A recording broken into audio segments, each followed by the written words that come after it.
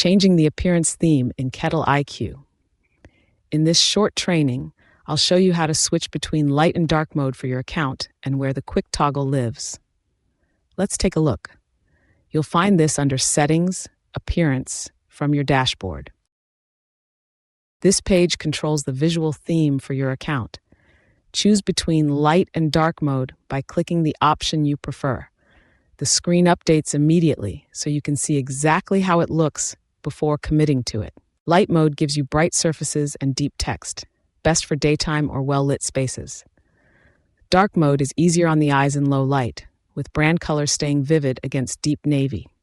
This setting is personal to your account, so switching your theme doesn't change what anyone else on your team sees. There's also a quick sun and moon toggle in the top bar for one-click switching. If you're setting this up on a shared or floor-facing device, think about which theme is easier to read in that environment's lighting. Come back to this page anytime you want to switch.